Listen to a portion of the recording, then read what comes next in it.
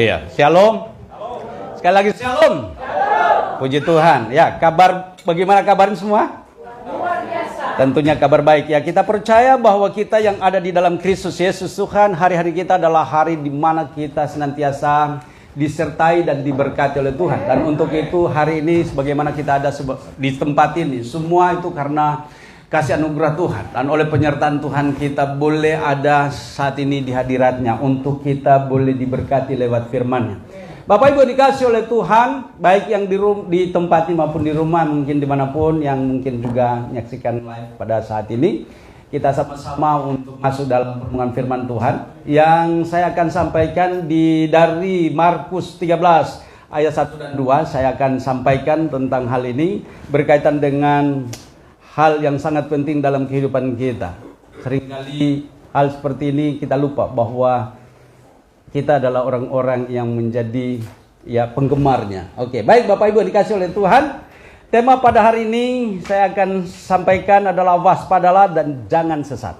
Oke, baik, saya akan sampaikan dalam Injil Markus 13, pasal 13 ayat 1 dan 2 saya akan bacakan bagi kita.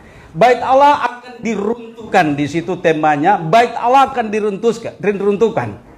Ketika Yesus keluar dari bait Allah, seorang muridnya berkata kepadanya, "Guru, lihatlah betapa kokohnya batu-batu itu dan betapa megahnya gedung-gedung itu." Ayat yang kedua, lalu Yesus berkata kepadanya, "Kau lihat gedung-gedung yang hebat ini? Tidak ada satu batu pun akan dibiarkan terletak di atas batu yang lain. Semuanya akan diruntuhkan." Hendaklah kita mengerti tentang hal ini. Mungkin kita berpikir, batu apa yang akan diruntuhkan dan tidak akan terletak dari batu yang lain? Bapak Ibu dikasih oleh Tuhan, berbicara tentang batu penjuru adalah Yesus sendiri. Dia telah merobohkan semua tembok pemisah antara umatnya dengan Tuhan, dengan Allah. Apa itu? Yaitu dosa. Kuasa hukum Taurat tergantung melekat pada dosa. Kekuatan hukum Taurat itu ada di dosa. Nah, oleh sebab itu tidak akan ada satupun yang akan selamat kalau tidak Yesus datang ke dalam dunia. Nah, oleh sebab itu Bapak Ibu dikasih oleh Tuhan, dan kita akan lihat bahwa batu-batu apa saja yang dimaksud di sana. Gedung-gedung apa saja. Apa yang dimaksudkan dengan gedung-gedung yang megah? Ya, itulah kemegahan dunia. Dan itulah yang diinginkan kebanyakan orang mau meraihnya. Dan untuk itu Bapak Ibu dikasih oleh Tuhan, saya akan sampaikan waspadalah jangan sesat. Ya, di sini tema ini berbicara tentang hal yang ditawarkan oleh iblis di dalam dunia ini, dan hari-harinya kita ada di dalam pergumulan. Ya. Kenapa? Karena hal itu semua ditawarkan kepada kita dan hal itu ada di sekeliling kita. Dan untuk itu Bapak Ibu dikasih oleh Tuhan, kita pelajari dengan baik. Dikatakan demikian, ketika Yesus keluar dari bait Allah, seorang muridnya berkata kepadanya, "Guru, lihatlah betapa kokohnya batu-batu itu dan betapa megahnya gedung-gedung itu." Dalam hal ini kita perlu perhatikan bahwa seringkali kita lupa bahwa yang kita kejar adalah sesuatu hal yang sifatnya kelihatan, sesuatu hal yang lahiriah. Siapa di bawah kolong langit ini yang tidak menginginkan rumahnya baik?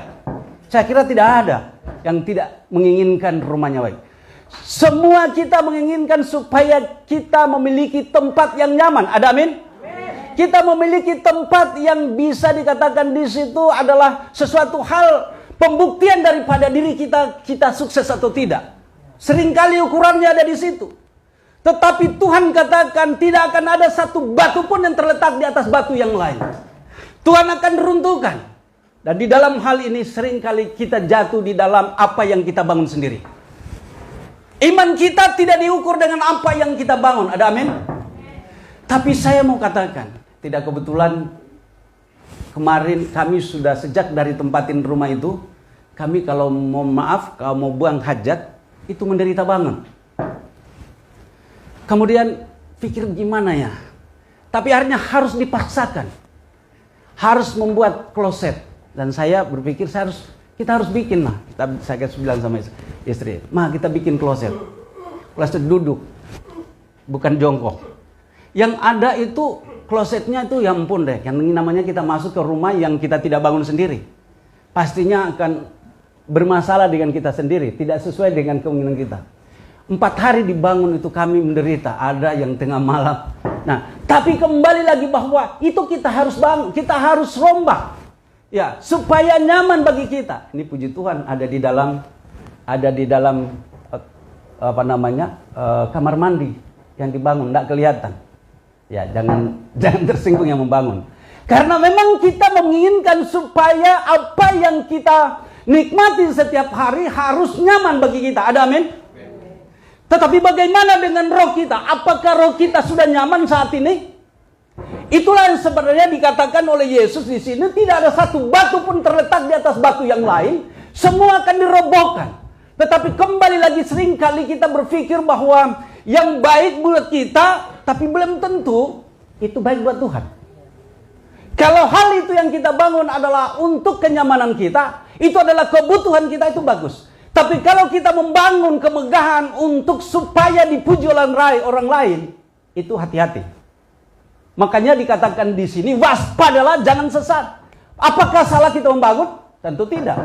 Ada amin ya? Tapi jika kita membangun untuk sesuatu hal yang disebut kemuliaan manusia, maka di situ kita akan terseret. Nah, oleh sebab itu dunia ini ditawarkan. Ya, dunia ini menawarkan segala sesuatunya. Seperti yang saya katakan, tidak salah untuk membangun. Kita membangun sebagai apapun. Tapi kita tahu bahwa semua itu untuk kemuliaan bagi nama Tuhan. Nah, tempat ini dibangun megah enggak? Bagus kan? Sejak dari awal membangun tempat ini, almarhum sudah minta, doakan Pak Pendeta. Doakan tempat ini kita akan bangun. Awal kita masuk ke tempat ini sudah dimintakan, almarhum sudah meninggal kebetulan. Bagaimana caranya? Diajak supaya model tempat ini suasananya bagaimana, karena dulu kita ibadah di sebelah. Ya, seberapa kita enggak, ya kalau ini sekarang kita ibadah di sebelah enggak muat lagi ya. Nah, hari demi hari kemudian akhirnya dibangun di tempat ini. Dulu ini dapur roti, tempat roti, pabrik roti tempat ini. Akhirnya disulap menjadi seperti ini. Apa yang dia inginkan? Supaya semua orang yang beribadah itu mengalami rasa nyaman. Salah enggak? Tentu tidak salah. Itulah yang dia pikirkan, bahwa untuk kemuliaan bagi nama Tuhan, memperindah suasana untuk dirasakan oleh orang banyak. Itulah yang mulia di hadapan Tuhan. Ada amin?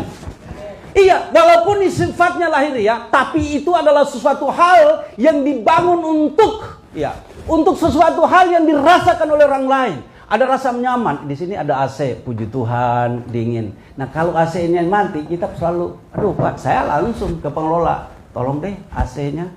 Iya, karena kita membutuhkan. Tetapi sesungguhnya yang kita inginkan itu nyaman di dalam Tuhan, nyaman di dalam hadirat Allah. Ada amin? Kalau tidak rasa nyaman berada di tempat ini, itu coba introspeksi lagi. Kalau kita tidak merasa nyaman ada di tempat ini, suasana ibadah ini, introspeksi lagi. Siapa yang salah?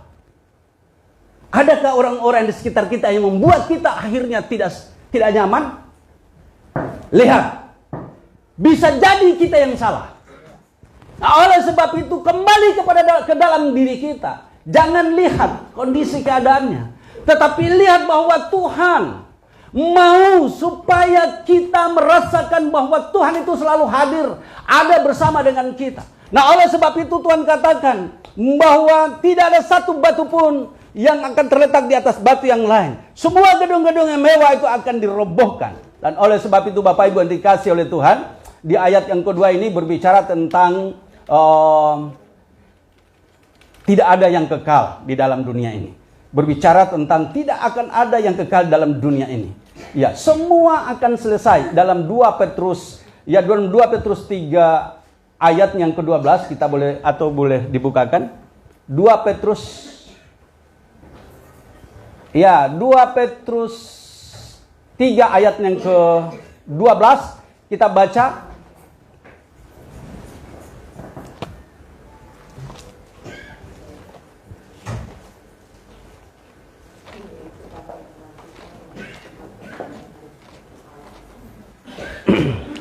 Udah? Kita bisa baca dari ayatnya yang ke-10. Ya, kita baca dari ayat 10. Saya bacakan bagi kita. Tetapi hari Tuhan akan tiba seperti pencuri.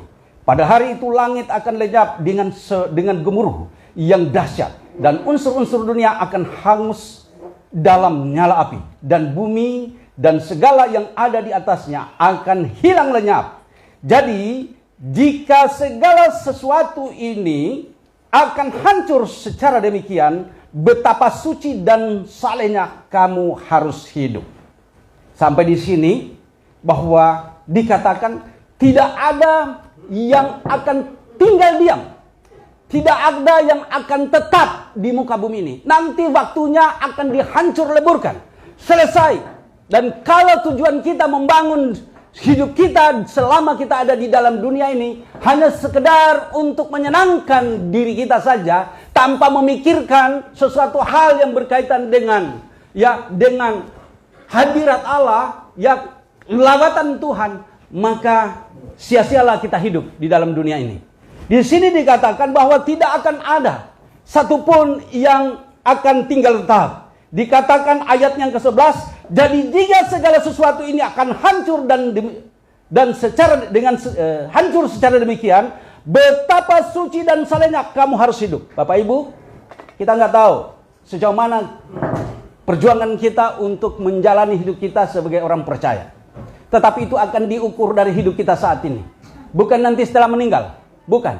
Saat ini akan menjadi satu ukuran kelak nantinya. Apakah kita akan lolos dari hal yang disebut dengan ujian itu, atau kita akan tinggal dan ada di satu kondisi yang akan mencelakakan kita. Tetapi di sini dikatakan betapa suci dan salehnya kau harus hidup. Dan ini adalah suatu hal yang dikatakan bahwa kelak nantinya semua apa yang ada di dunia ini akan lenyap. Nah, oleh sebab itu ayat yang ke-12 dikatakan, yaitu kamu yang menantikan dan mempercepat kedatangan hari Allah. Pada hari itu langit akan binasa dalam api dan unsur-unsur dunia akan hancur karena nyalanya. Ayat 13, tetapi sesuai dengan janjinya, kita menantikan langit yang baru dan bumi yang baru, di mana terdapat kebenaran. Sebab itu saudara-saudaraku yang kekasih, sambil menantikan semuanya ini, kamu harus berusaha supaya kamu kedapatan tak bercacat dan tak bernoda di hadapannya dalam perdamaian dengan Dia. Nah, oleh sebab itu Bapak Ibu dikasih oleh Tuhan, di dalam hal inilah kita harus lebih sungguh-sungguh mengedepankan sesuatu hal yang lebih kepada kesenangan Tuhan. Makanya dalam apa yang dikatakan Rasul Paulus dalam Roma 12 ayat yang pertama di sana, persembahkanlah tubuhmu sebagai persembahan yang hidup, yang kudus dan yang berkenan kepada Tuhan. Sebab jika tidak demikian, maka kita tidak akan layak. Kita tidak akan sampai kepada tujuan yang kita inginkan, yaitu surga. Saya kira semua orang yang tahu bahwa adanya Tuhan dan tahu bahwa nantinya ada dua tempat yang akan diisi, yaitu surga dan neraka. Nah, semua kita pastinya akan berpikir, apakah saya adalah orang yang layak untuk masuk di dalamnya? Di dalam salah satunya.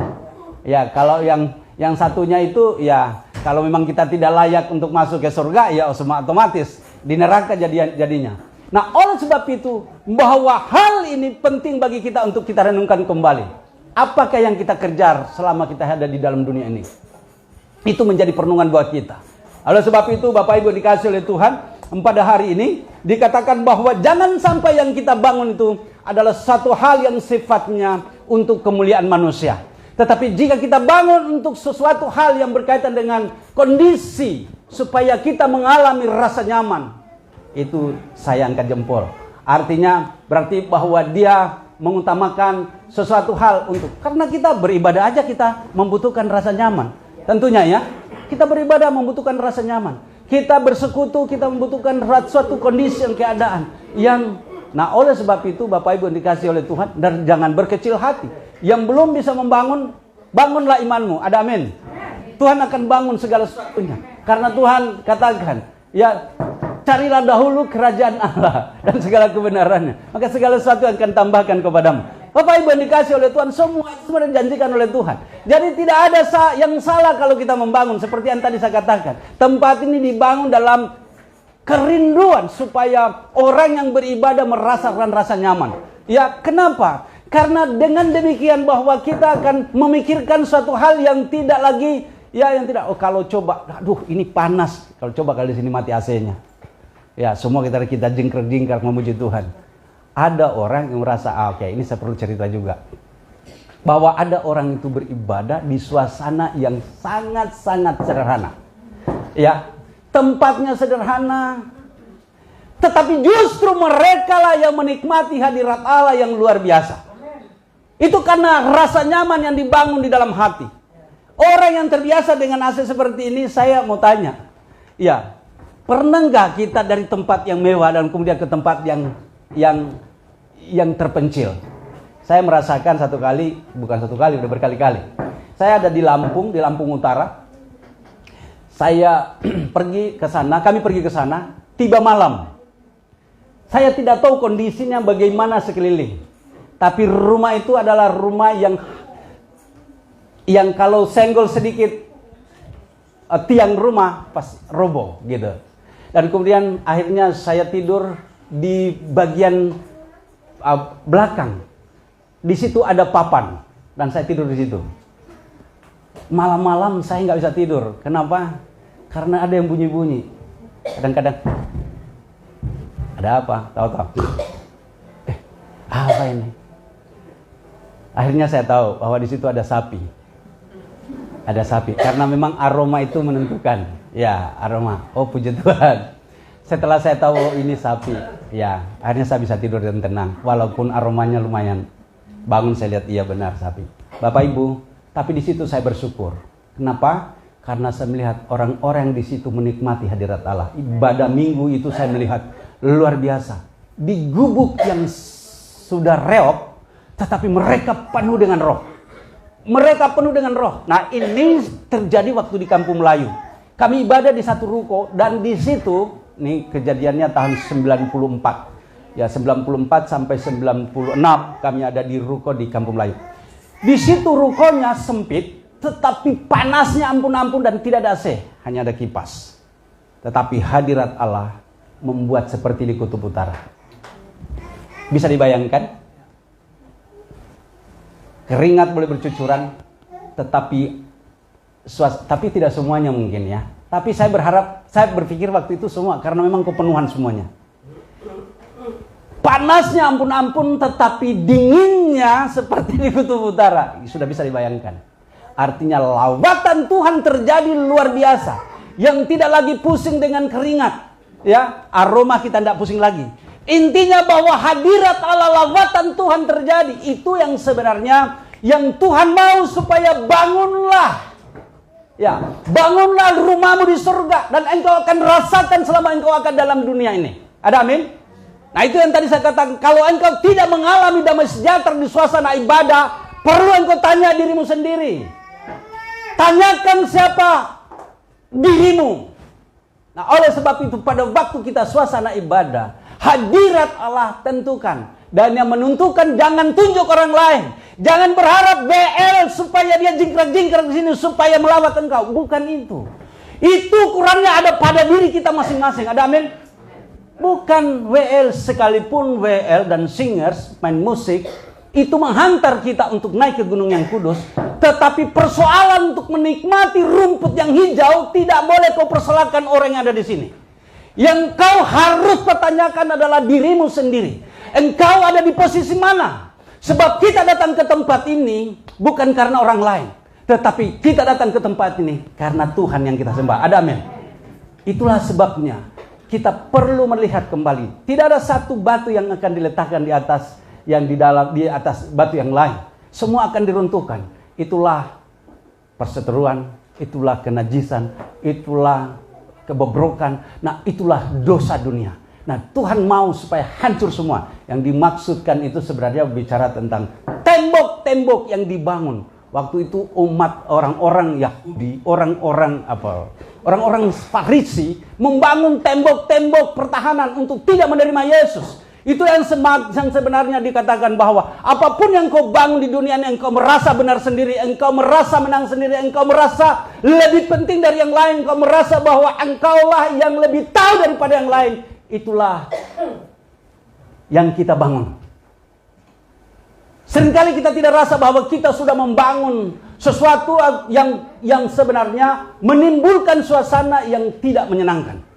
Tapi hari ini, ingat bahwa kita di sini adalah satu bangunan yang dibangun oleh karena kasih Tuhan. Dia mau dan dia akan menjadi kepala bagi kita. Ada aminnya? Disinilah yang disebut tubuh Kristus. Dan kita harus menyadari hal itu.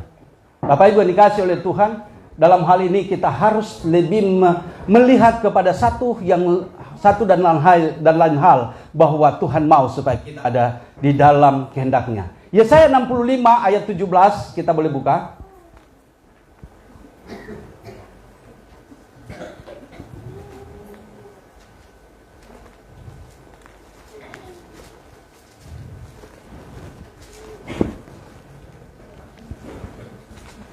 Oke.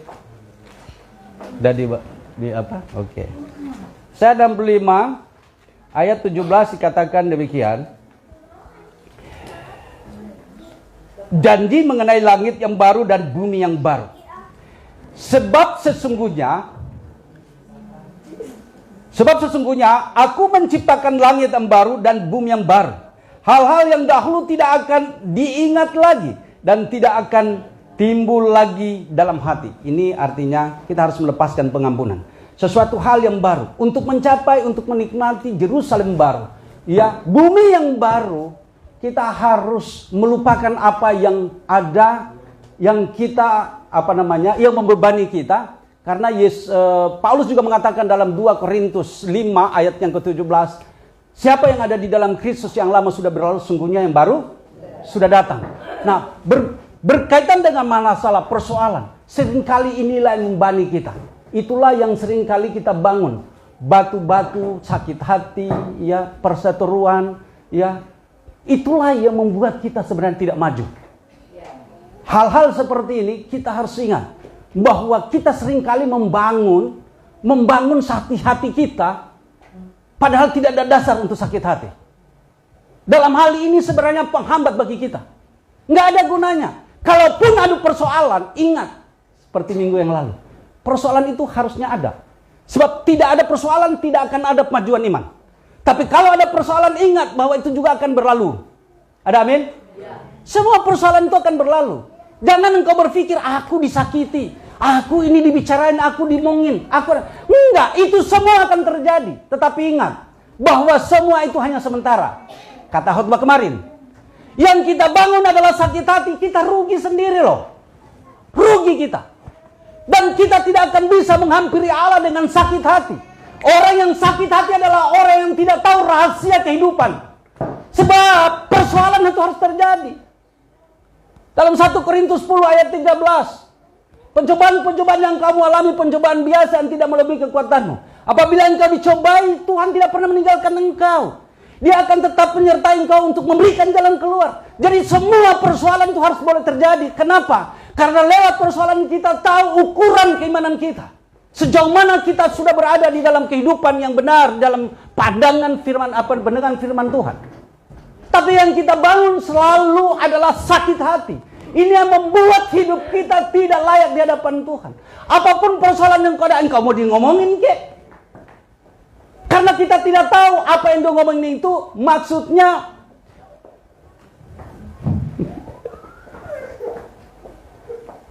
Oke. Udah diperingatkan, aku mau sakit hati sama kamu. Nah, iya. Tapi itulah yang sering kali kita bangun. Jadi jangan sakit hati walaupun kita udah ngomongin. Walaupun kita apa namanya ya? Apa? Iya, terserah lu lah. Kira gitu ya. Tapi seringkali yang kita bangun adalah sakit hatinya. Padahal belum tentu yang diomongin orang itu adalah sesuatu hal yang buruk buat kita. Bisa saja yang ngomongin orang itu adalah yang terbaik buat kita. Ada satu kritikan di situ, ada suatu hal yang kata pesan di situ, tetapi yang kita terima adalah yang negatifnya karena kita ngomongin. Ingat bahwa kita sedang diuji. Kita sedang mengalami proses. Yakobus 1 ayat 13 dan seterusnya di sana. Kalau kita tidak tahan uji, maka mahkota itu tidak akan melekat di atas kepala kita. Tapi jika kita tahan uji, maka kita akan dikenakan mahkota. Kenapa? Nah, pengujian itu harus ada masalah. Harus ada yang ngomongin kita. Harus ada yang tidak senang dengan kita. Kalau semua senang dengan kita, bagaimana kebenaran dalam kita? Belum tentu teruji. Tapi jika ada orang yang tidak senang dengan saya bersyukur. Saya bersyukur. Karena itu ada introspeksi buat saya. Ada amin? Seringkali kita lihat negatifnya. Padahal sebenarnya kalau ada yang ngomongin kita, disitulah sebenarnya introspeksi bagi kita ada. Tapi yang kita lihat negatifnya. Nah, Bapak Ibu yang dikasih oleh Tuhan, saya kira khotbah saya sudah harus selesai, padahal ini belum separuh. Ya, memang ada yang saya sudah tulis di sini ini. Tadi malam baru makanya saya bilang sama Tessa, saya mohon maaf Tessa, ya saya nggak bisa untuk memberikan bahan untuk ini. Tadi malam baru saya tulis jam 11, jam 12 saya udah lelah. Ya, saya pikir ya udahlah saya tidur aja, yang penting saya udah tulis. Tapi ternyata baru dua ayat yang saya sebut sudah diberikan peringatan, sudah selesai. Oke, baik. Bapak Ibu dikasih Tuhan, saya mau sampaikan. Di sini dikatakan kita harus waspada, ya. Kita harus waspada dan jangan sesat. Itu yang dimaksudkan. Dan perlu kita tahu bahwa hanya Tuhan yang kekal. Hanya Tuhan yang layak. Ya, hanya Tuhan yang kekal. Wahyu 22 ayat 13. Nanti baca sendiri. Waspadalah agar anugerah yang kau terima, ya, agar anugerah yang kita terima, ya, ada sesuatu hal yang perlu kita perhatikan bahwa kita telah menerima kasih anugerah Tuhan. Itu tidak hilang. Yang selanjutnya ada hal-hal yang perlu kita tahu bahwa di dalam kehidupan kita yang kita hadapi ada penyesat-penyesat. Ingat itu, ada penyesat-penyesat. Dan untuk itu kita tetap berjaga-jaga. Dan waspadalah, jangan sampai kita sesat dengan hal-hal yang ada di sekeliling kita. Yang selanjutnya akan ada keindahan. Tentunya melewati suatu tantangan dan ujian, ya, oleh karena penyesat itu ada si iblis, maka kita akan tahu bahwa di depan itu ada sesuatu yang indah yang kita akan alami. Ya, kemudian dan kita akan mengalami kenikmatan, ya, kenikmatan hadirat Allah. Kalau kita sudah lolos dari semuanya, kita akan mengalami dan kenikmatan karena hadirat Allah. Tadi saya sudah sampaikan bahwa di kondisi ibadah yang sederhana, tetapi lawatan Tuhan terjadi, hadirat Tuhan ada. Dan di situ kita tahu bahwa ternyata Tuhan memang benar-benar, ya, mau supaya kita muliakan dengan sungguh-sungguh. Dan kemudian akan ada, ya, kata penderitaan. Kata penderitaan itu penting, ya. Di dalam Roma 5, ya, dalam Roma 5 untuk terakhir, ya, kita buka Roma 5 untuk mengakhiri saya punya khotbah saya. Kita lihat di dalam Roma 5 ayat 1 sampai ayat yang kelima. Iya, kita akan baca bersama-sama. Roma 5 ayat 1 sampai dengan ayat kelima. Hasil pembenaran. 2, 3. Sebab itu kita yang dibenarkan karena iman, kita hidup dalam damai sejahtera dengan Allah oleh karena Tuhan kita Yesus Kristus. Oleh Dia kita juga beroleh jalan masuk oleh iman kepada kasih karunia ini. Di dalam kasih karunia ini kita berdiri dan kita bermegah dalam pengharapan akan menerima kemuliaan Allah. Dan bukan hanya itu saja, kita malah bermegah juga dalam kesengsaraan. Tadi penderitaannya, kesengsaraan kita. Karena kita tahu bahwa kesengsaraan itu menimbulkan ketekunan. Dan ketekunan menimbulkan tahan uji. Dan tahan uji menimbulkan pengharapan. Dan pengharapan tidak mengecewakan. Karena kasih Allah telah dicurahkan di dalam hati kita oleh Roh Kudus yang telah dikaruniakan kepada kita. Nah, itulah yang perlu kita perhatikan dengan baik. Kalau kita adalah orang-orang yang tekun, nanti di dalam hal ini tadi juga berkaitan dengan masalah 5 tingkatan iman. Ada nanti itu di lain waktu. Ya, tetapi kembali lagi bahwa kata menderita, orang menderita itu karena yang tadi yang saya sudah sampaikan tadi. Tetapi ternyata penderitaan-penderitaan yang kita alami itu adalah penderitaan yang tidak melebihi kekuatan kita. Makanya kalau ada suatu hal yang kita lihat seperti itu, ingat, di-delete aja. Karena itu juga akan berlalu, ya, akan lewat, ya. Kekayaan juga kalau seperti kemarin juga disampaikan, itu juga akan lewat. Jadi kejarlah kekekalan. Yang kekal hanya satu, di dalam Kristus, ya. Kehidupan yang kekal bersama dengan Kristus Yesus Tuhan. Amin. Saya kira demikian firman Tuhan pada pagi hari ini. Karena saya sudah diingatkan, jangan saya tambahin lagi. Nanti saya disuruh keluar dari tempat ini. Ya, puji Tuhan. Oke, kita akan masuk di dalam prosesi perjamuan kudus. Saya undang itu semua hadir kembali ke depan. Tuhan berkati.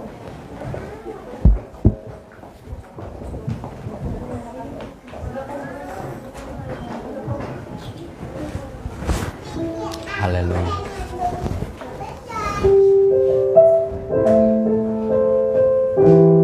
Haleluya. Ada roti dan anggur, kita berdoa. Bapa dalam surga, kami kembali bersyukur untuk kebenaran firman-Mu yang Kau sudah sampaikan kepada kami. Jika ada hal-hal yang tidak berkenan di hadapan Tuhan, kami mohon ampun di hadapan-Mu. Dan Engkaulah Allah yang menyucikan muliakan kami oleh darah anak domba yang kudus, supaya waktu kami masuk di dalam perjamuan kudus ini, waktu kami mengambil roti dan anggur ini, hati kami sudah benar-benar ada damai dari Tuhan itu sendiri. Untuk itu sucikan, kuduskan anggur dan roti yang ada ini oleh kuasa firman-Mu dalam nama Yesus, supaya setiap kami yang mengambil roti dan minum anggur ini, kami mengalami mujizat Tuhan, yang sakit disembuhkan, yang lemah dikuatkan, dan yang bimbang atau ragu-ragu kembali diteguhkan imannya dalam nama Yesus.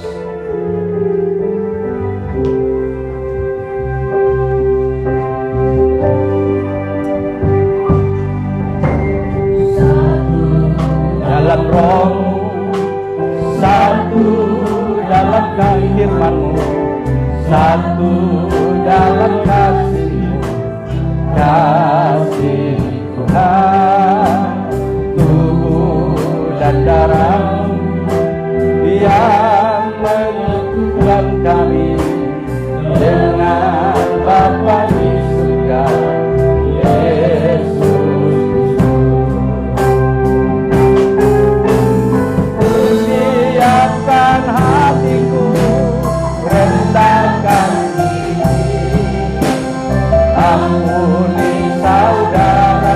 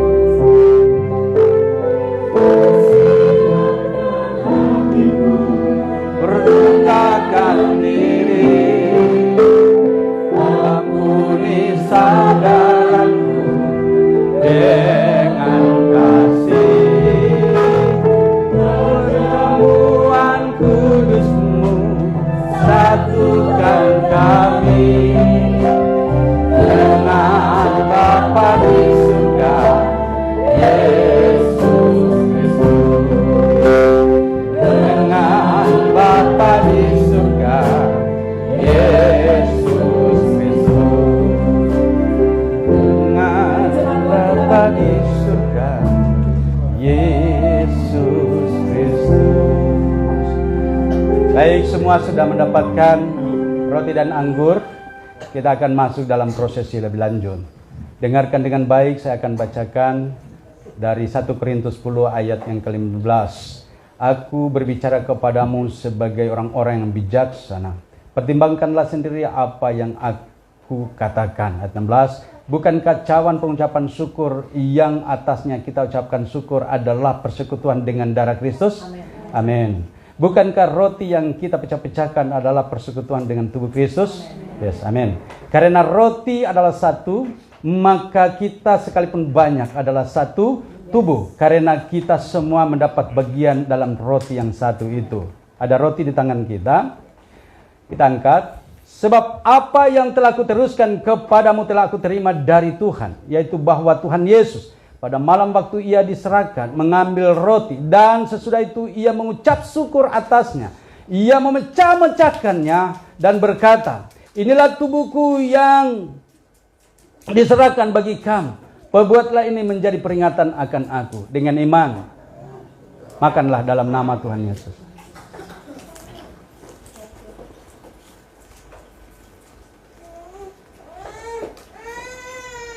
Sambil mengingat betapa penderitaan Tuhan Yesus oleh karena dosa kita. Dia disalibkan. Dia menderita. Di kayu salib ia digantung. Sebelum digantung ia dicabik-cabik. Dahulu dicambuk. Demikian juga ia mengambil cawan. Saya sudah makan. Lalu berkata, cawan ini adalah perjanjian baru yang dimeteraikan oleh darahku. Perbuatlah ini setiap kali kamu minumnya menjadi peringatan akan aku. Demi nama Yesus, minumlah. Haleluya.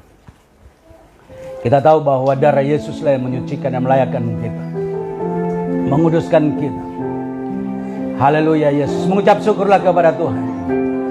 Haleluya Yesus Tuhan. Terima kasih, kami bersyukur kepadamu. Saat dimana pagi hari ini, di hari minggu pertama di bulan September ini, kami datang kepadamu memuji dan memuliakan namamu.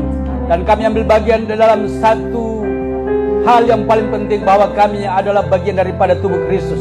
Bersama dengan semua umatmu dalam semua tubuhmu di seluruh dunia ini. Dan kami adalah bagian di dalamnya.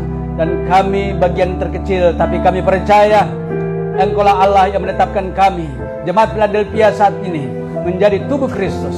Tuhan, terima kasih untuk semua yang Tuhan perbuat bagi kami. Kami bersyukur untuk pengorbanan di kayu salib, karena olehnya kami diselamatkan. Tuhan, terima kasih. Kami percaya sungguhnya kami ambil bagian di dalam perjamuan kudus ini. Yang sakit sudah disembuhkan dalam nama Yesus, yang lemah dikuatkan, yang masih ragu kembali diteguhkan imannya. Terima kasih Bapa, terima kasih Tuhan Yesus. Ini doa kami, ucapan syukur kami. Kepadamu kami naikkan dalam satu nama yang penuh kasih, yang berkuasa, yaitu demi nama Tuhan Yesus Kristus. Haleluya. Kita semua yang percaya, yang diberkati, kita katakan amin. Saya kembalikan.